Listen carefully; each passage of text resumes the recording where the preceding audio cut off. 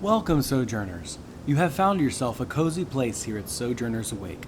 I'm Jonathan, and this is our production of The Fairy and the Free. And in this most recent production, the Sojourners left Bald Top Library on a special mission from the god of poetry and song. And now they travel up the black cliffs of the Mavi Ocean to gain access to a sure ride to Skyworld. Along the way to the lair, they encounter the dangers of the wild, with forces that deter them on their mission. And so for now, our story continues.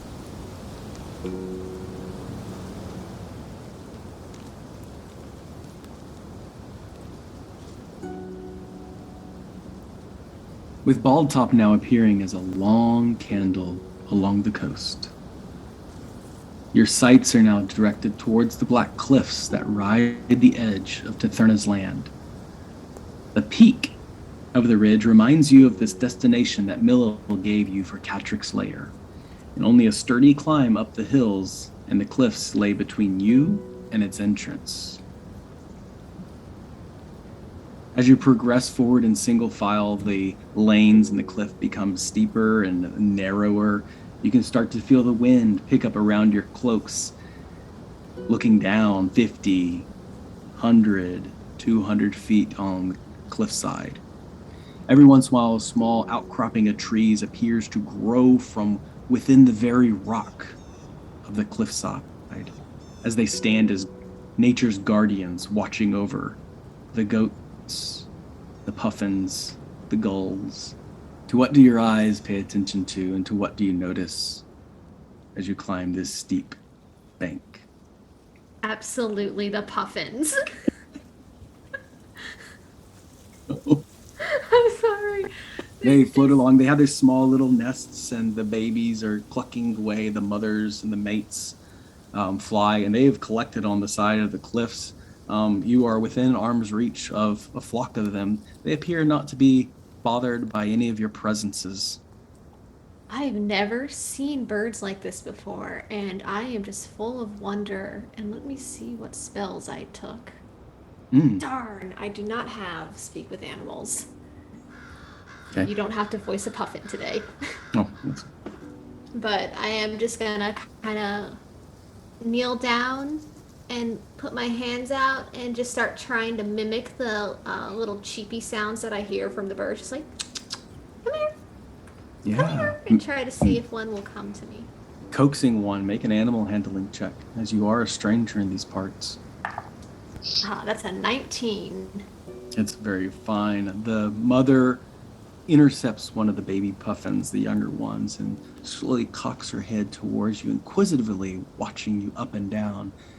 And she dances around you as you stand there still squatting with your hands outstretched. Once the mother is behind you on a cliff overlooking your shoulder, the baby puffin moves slowly into your hands. You just adorable. I start petting its little fluff and just kind of singing mother. and twiddling at it.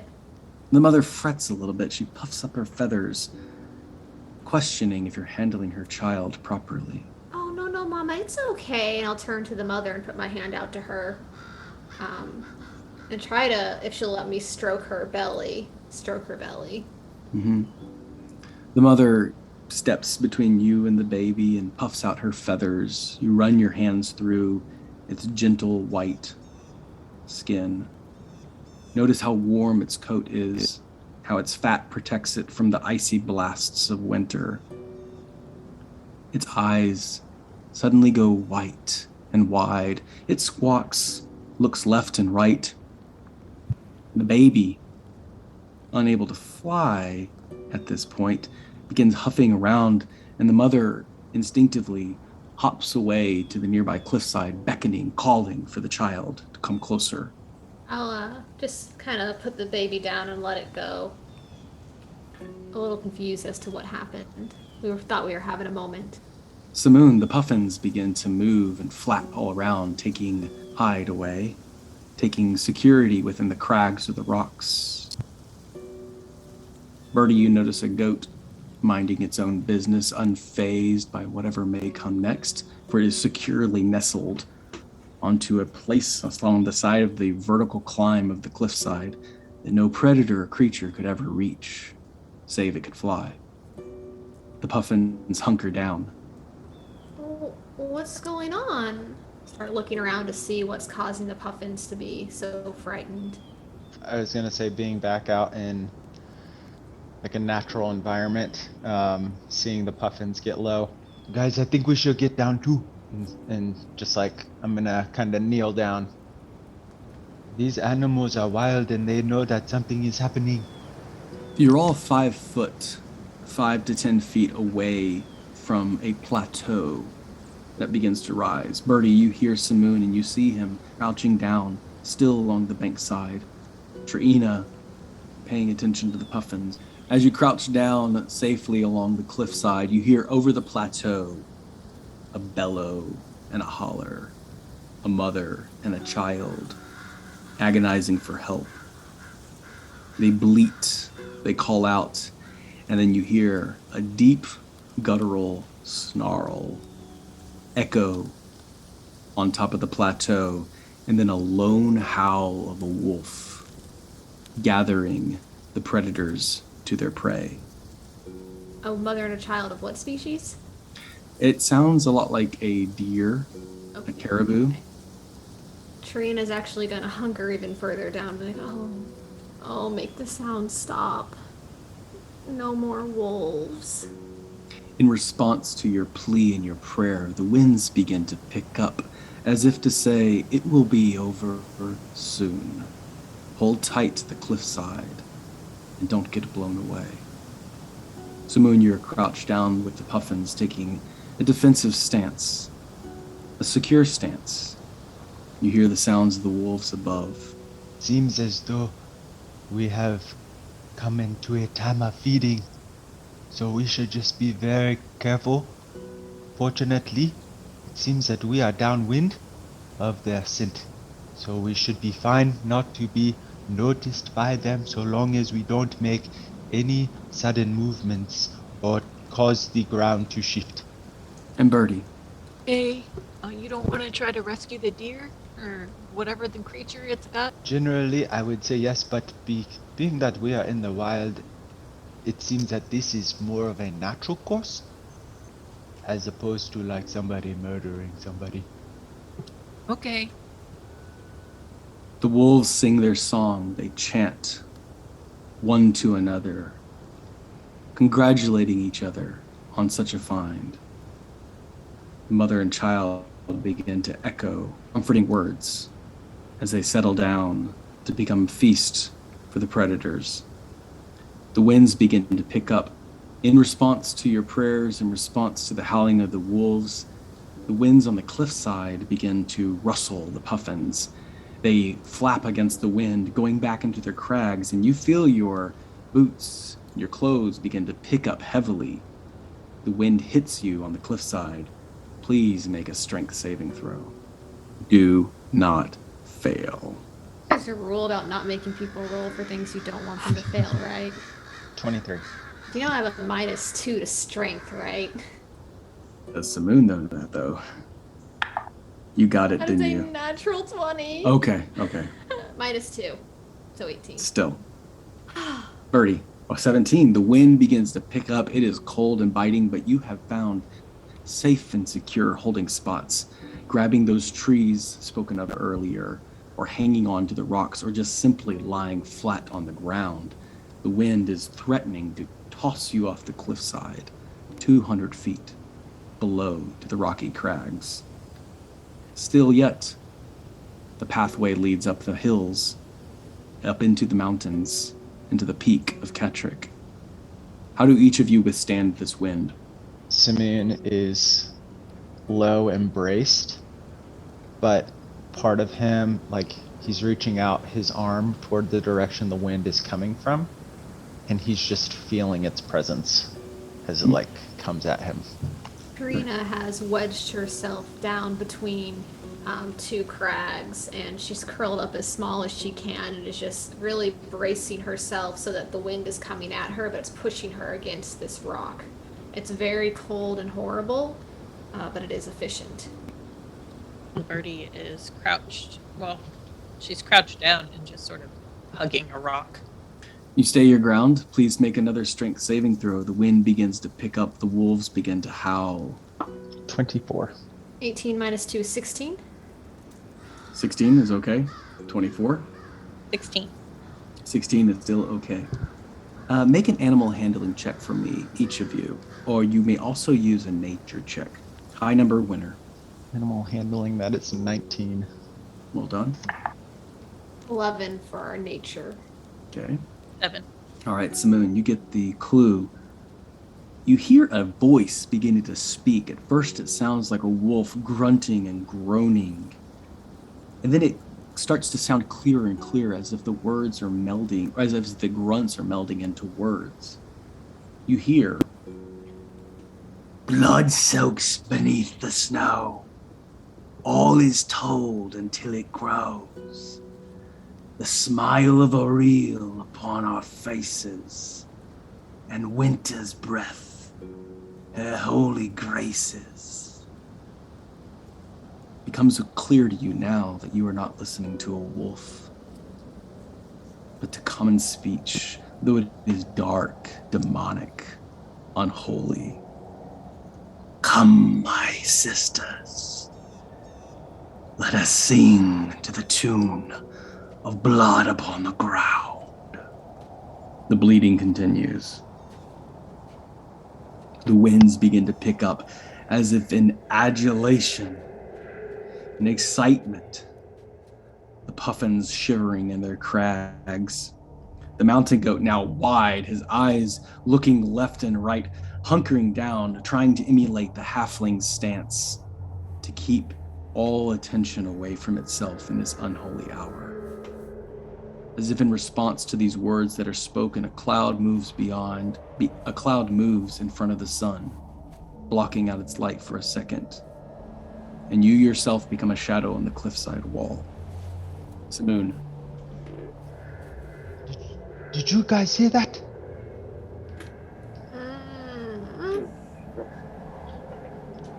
I don't think those are wolves.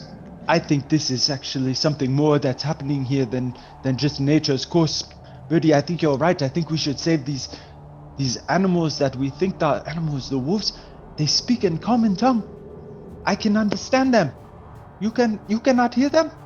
The wind is too loud. I'm afraid that we must act quickly if we are to do anything, because I think something very, very bad is about to happen on top of this mountain. And we better move quick if we are going to intervene, because it sounds like this is an instance of murder. Each of you make a stealth check. Stealth check. Yep. Samoon, is this your favorite terrain? No, my favorite terrain is Underdark. You're going for a 10 or higher. Oh, nailed it then. 15 plus 4, 19. Okay. Triyina, you feel very secure in your place. Bertie. 9. Ooh. Okay. Samoon. I had 14. Okay. Bertie, the goat, begins to run down the hill, bleeding, and trying to nudge you out of your hiding spot. Its nudge causes rocks to crumble down at your feet and click, and for a second you hear one of the howls and the snarls cease. You hear a grunt and sniffing. I want to ready an arrow on my bow. You see Samoon take an offensive stance. The arrow tight in the string. Triyina. I will also pull out my bow and ready an arrow, though I'll kind of try to whisper over to him. You wanna go towards the scary things? All I hear is the wind howling. Yes, if we do not move, I'm afraid that more murder is about to take place. And being that goat did not do us a favor just now, we have to act quickly. Okay. Triyina, you notice something unnatural. The ground begins to crack and flood with ice. as it trickles down, water trickling down the cliffside. The very ground you're stepping on now is starting to slip. We're right up against the cliff. Yeah, you're right up against the cliff. It's not, back to the wall, but it's a good 10 feet. Not where I want to be Two- slipping on water. Two abreast can walk at this point. But you're noticing water flowing from the cliffside and then instantly freezing with powerful magic. Bertie, this goat nudging you to the side, trying to take your hiding spot. The rocks begin to crack. The rocks begin to fall down, betraying your hiding spot.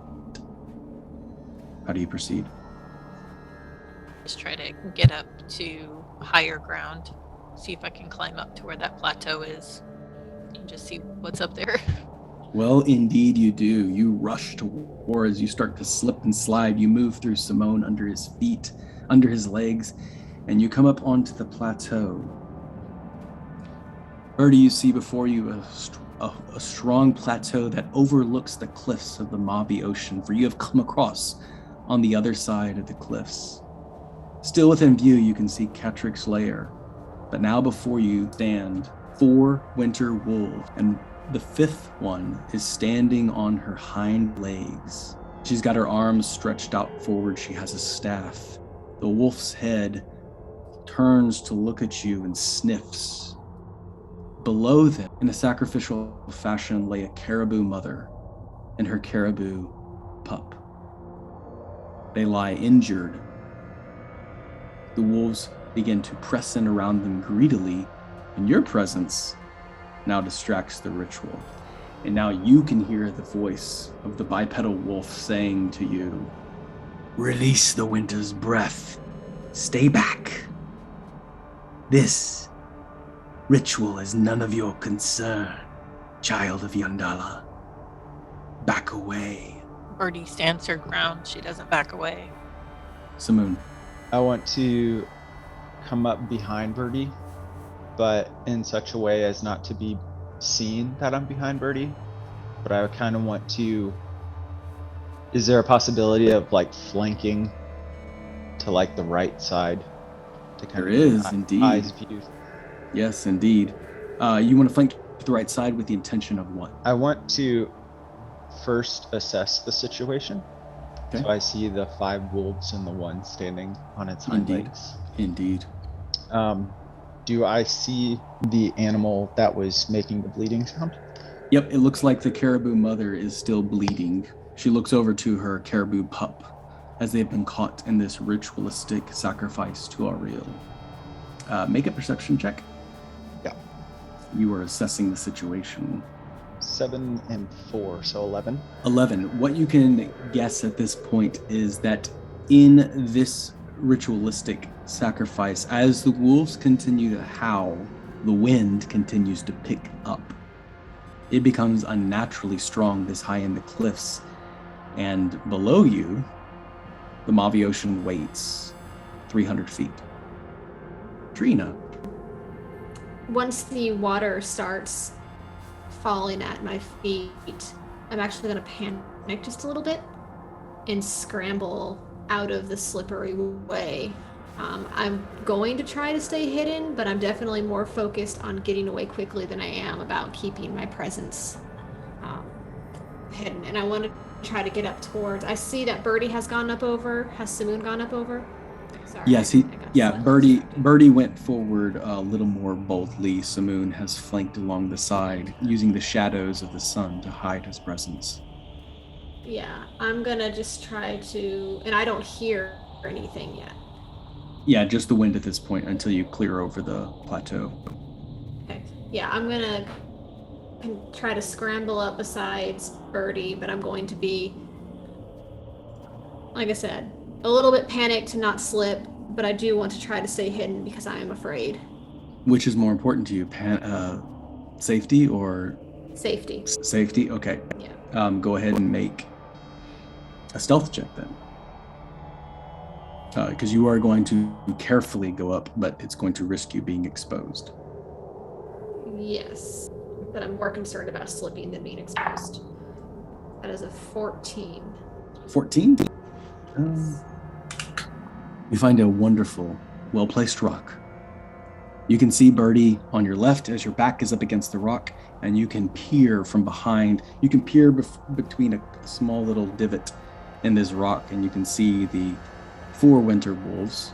One of them has unnaturally stretched into a bipedal position, assuming the form of a human. She stares at Bertie, points her staff towards Bertie. She starts to turn defiantly one more time and says, "Listen to me, I said. Get away. This does not concern you, unless you too wish to participate in the offering to Ariel. I don't worship this kind of god. You shall die." Roll initiative.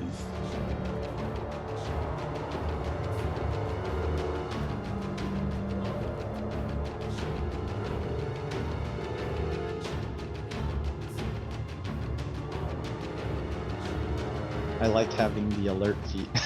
Because I rolled a 6, but I got 8 initiative. Let's see, Triyina, there's that wonderful crop. Bertie is standing defiantly. Samoon, you're kind of flanking off to the side. Bertie's a little more noticeable. Queen has now turned towards you, Bertie. The caribou mother looks bleeding as if her legs have been snapped, though she is not dying. The caribou baby sits fresh and supple for a meal. The 4 wolves do not abandon their post, but the queen, the bipedal wolf, hobbles over, attempting to mimic the stances of a human that she had seen once before, but lean mostly heavily on her staff. And as she says, "You must die," she exhales a blast of freezing wind. Bertie, please make a DC 12 dexterity saving throw to dodge out of the way. No. What'd you get? 7. Ooh. 12 points of ice damage to you, Bertie. You fail to get out of the way. How does this appear? She doesn't even try to get out of the way. She wants to impress the wolf, so she just stands there. Okay. You take this blast of 12 points of damage, but frost sticks to your face, and you have like a snow-coned cap resting on your helmet. Your goggles are frosted over, and the wolf stands there defiantly. She raises up her staff and says, "Attack her!" And then it is Samoon's turn. Wait, I had a natural 20. Oh, I'm sorry. And then it is Bertie's turn. Okay. I'm like, don't take this away from me. Okay. I am going to rage. So Grandma is sitting on the porch behind her in her rocking chair, smoking her pipe. I'm also going to attack recklessly. So there is a new sort of spirit halfling who is the equivalent of a 2-year-old, has diapers with a sort of a safety pin, cloth diaper, has a giant rattle, and is just full on throwing a tantrum, running in circles all around. As that little toddler just swings around you, throwing a tantrum, absorbing all the damage. I'm going to attack the queen. Hmm. That would be a 19 to hit. Going for a 13. And I'm going to use my bracers that I have on. 13 points of damage. Boom. Anything else? I'm going to attack again. Okay. That would be a 17. Indeed. 10 points of damage. All right, let's conclude. Let's keep going. Samoon? So the other 4 are just attentive right now to Bertie's position? Yeah, they responded to the queen, and their heads are now turning towards Bertie. As I moved, I put my bow away, seeing the situation was a lot more intense. I'm going to unsheath my 2 short swords. I'm going to say under my breath, Meus Estu, which is my chant for Hunter's Mark, casting it on the queen, and I'm going to use my dread ambusher So I have an additional plus 10 to my movement speed for my opening attack. So I'm going to pretty much, I guess the cheap way of saying it is kind of like do like a ninja run right at the queen. And I'm going to strike her with both of my weapons. Go for it. The 6 and a nat 1. So both of those will probably miss. Yeah, so plus 5 to both of those. So yes, 13 on the, or 11 on the one, yeah, and 6 on the other. Indeed, it's a fail. All right, so that expends my turn. I'll summarize that in a second. Dude, Well, I do have an extra attack, so yeah. 'Cause you're like- actually, you know what? I'm going to attack again because with Dread Ambush, it doesn't say like if you would take the attack action on the turn, you can make one additional weapon attack. So I'm going to use that in conjunction with my extra attack, which I got at level 5. So I'm gonna strike again. All right, so one is a 16, and Indeed. the other is a 4. I add a D8 to that damage because of the ambusher, so a D6 plus a D8. Man, I'm rolling low. So those are 2 1s plus 2, so 4, and then my hunter's mark gives me a D6, I think, with the 2, so 6 total. Very underwhelming 6 total. 6 total damage. damage, yeah. All right, Triyina. I'm going to peek my head out, see my friends running at this wolf queen, and just go, why are we getting involved in this? But I'm going to release my arrow from my short bow. That is a natural 20 to hit. And I rolled all my sneak attack dice, and I got 2 6s and a 5, and 3 6s, Yahtzee. So that's 18, 19, 20, 21, 22, 23. And then do I double that? Yes.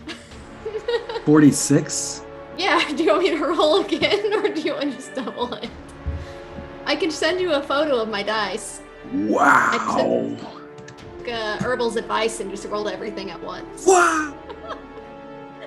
Say I just shot her in the head. Anything else? No, I'm good.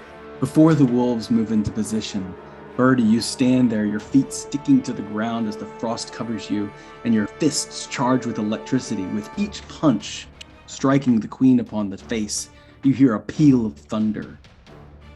Samoon, you rush out ninja style, but at that last moment, the queen hears you coming, and the snow responds in retaliation. A flurry of snow hits up in your face. You're fighting blind, splashing. Only one of them cuts through her skin. But it was just enough, because as your blade finds purchase upon her shoulder, she yips and grabs it instinctively, turning herself into a perfect target for Triyina. Triyina, you don't even have to aim. Between the slat in the cliffside, you rest your bow. You breathe out. The arrow strikes hard into the queen's chest. She lunges back forward, stumbling to the ground, her eyes now going wide in surprise. The wolves begin to bark and yammer and retaliate. 75 points. I also forgot to add my modifier, so it's +4. Oh yeah, she is falling to the ground unconscious. Pack tactics. They don't quite see you, Triyina. All right, Bertie, 2 of them are going to attack you with advantage. That's a natural 20. And that's 2 natural 20s. Oh, it's not. Yes. You know, it's only fun when we get the natural 20s. Don't That's think a they're 7. fun. That's a 17 to hit you, Samoon. Yes, but I don't think that they get advantage They do. because I have alert. It says I gain +5 initiative and I cannot be surprised while unconscious, and other creatures don't get advantage on attack rolls against you as a result of being unseen by you. So if they pop out of the shadow, I can't be surprise attacked. I think Okay, that's how that I'll says. take it. I'll take it. Yeah. Oh, that was a natural 1 then. And a 2. Bertie, both these wolves topple on top of you in your small feature. You take 22 points of piercing damage, which would be halved because you are raging. And also, I forgot, you're reckless. They get advantage anyway. Yeah. So you get 11 points of piercing damage. And I need you to make two strength saving throws. You're going for a 14 or higher.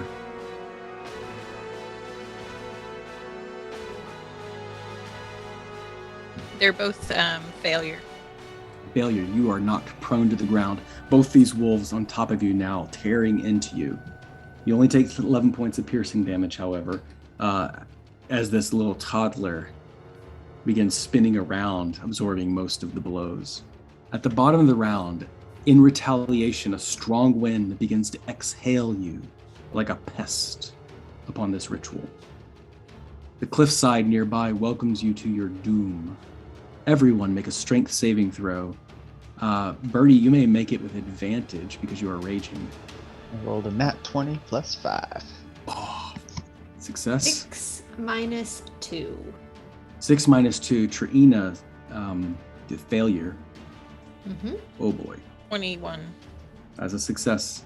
What happens is as this wind begins to blow like a chorus, the wolves then plant their feet hard, holding on to each other.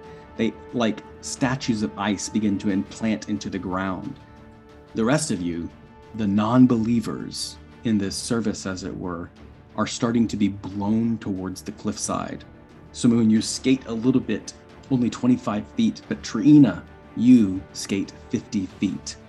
You get battered and beaten along the rocks as the wind just blows you closer and closer to the cliffside. Bertie, you're flat on your back and just being scooted along. The wolves pay you no mind. They know that the cliffside will soon expel you as a non-believer. At the top of the round, the queen is going to make her save. She starts to struggle to stand up. She plants her staff on the ground and you hear her coughing up blood and says, "No, Ariel, not my blood. This is not the sacrifice. Do not take your servant. Let them be the sacrifices. I will give you 5, not 2. Bertie, it is your turn. So the queen's still alive? She's getting there. Is there? I'm just gonna attack stand up, Mhm. and then attack the nearest wolf. Go for it. 13. 15. It's with advantage. Yeah, there was 13. 13 points of damage. Can I attack again? 19.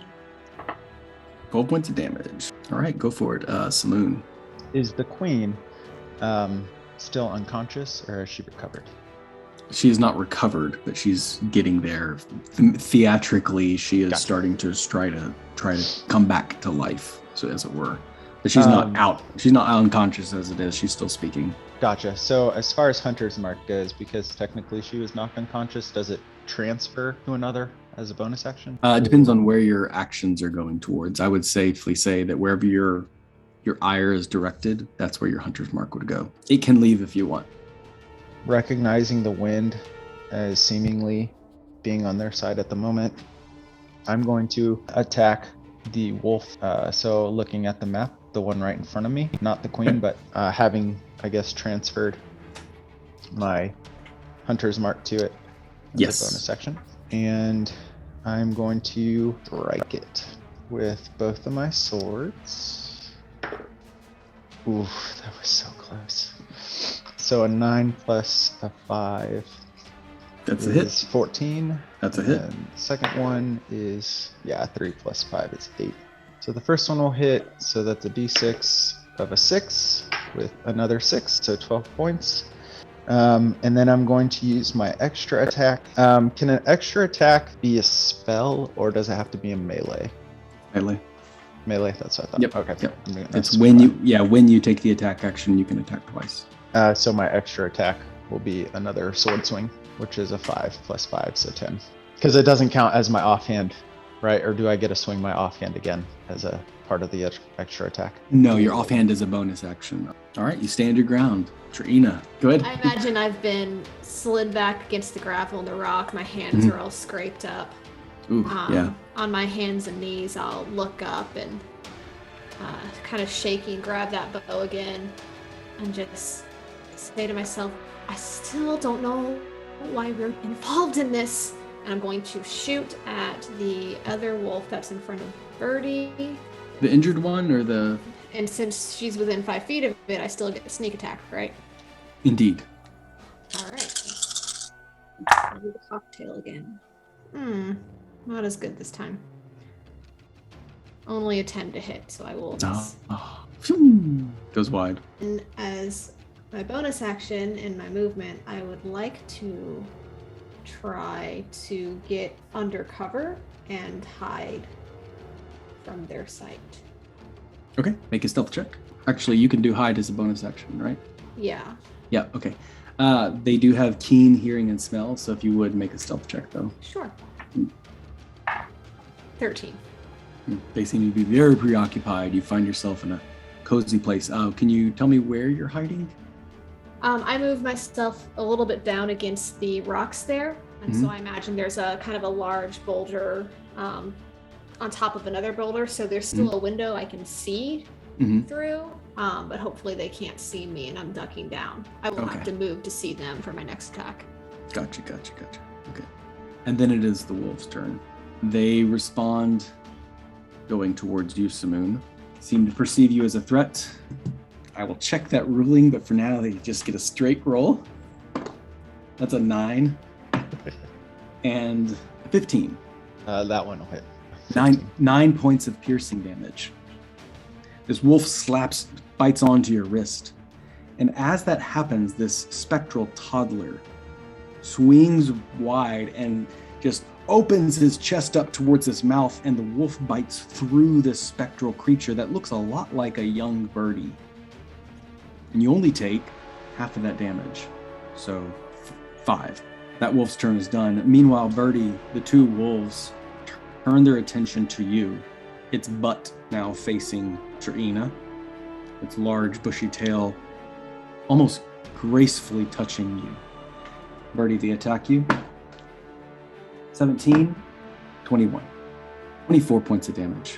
Whew, that was a good one. That's Piercing damage, halved, 12 points. And in retaliation, Aurel sends a strong wind. Triyina, you had the religion check successful earlier. You know now that Aurel is a god of love, a creative god. It's love perverted, love twisted and maligned into some sort of infatuation for her creation. You're very familiar with this kind of love, with this kind of treatment.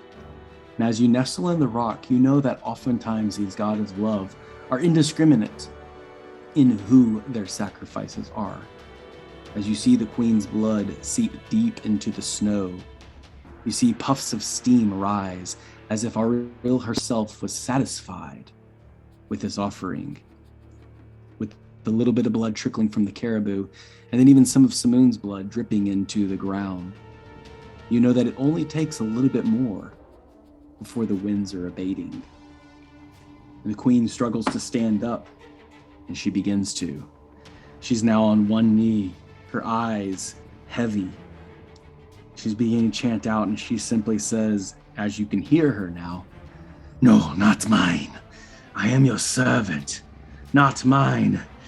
Allow me to give you more than my own precious offering of life." Make your strength saving throw against the wind. Go ahead, Triyina. Triyina is from the Court of Winter. Yes. Everyone make your strength saving throw. 10. Ooh, that's a fail again. I had a cool thing This planned is out too. First I know. fail. That's a 9. Okay, and Bertie, strength. 24. You stand your ground, however, you still do move. As this wind blasts through, calling for more blood, more life. Triyina, you're getting tossed away like a loose leaf in the wind. Bertie, you're still skating along your butt, hitting every rock possible. Samoon, you would have gone further, closer towards the yawning cliffs. Triyina, you are getting precariously close, and Samoon, you recognize that now. But Samoon, as you do, the caribou mother steps in between you, and she stands up with what little strength she has, and your body thuds against her hard hide. She looks down at you knowingly, as if to say thank you. For now, her pup, her child, is shielded by these sojourners taking the heat in this unholy sacrifice. So for now, our story concludes. Every story comes to an ending, so for now we must conclude. Thank you for listening, Sojourners. Your attention will not go unrewarded, and we look forward to continuing this adventure. If you enjoyed this background music and ambiance, you should visit Tabletop Audio. You can find them at www.tabletopaudio.com. And take the time to sojourn with us. For articles on playing Dungeons & Dragons, visit www.sojournersawake. You can also find us being inspirational on Facebook and Instagram. And as always, may your story continue.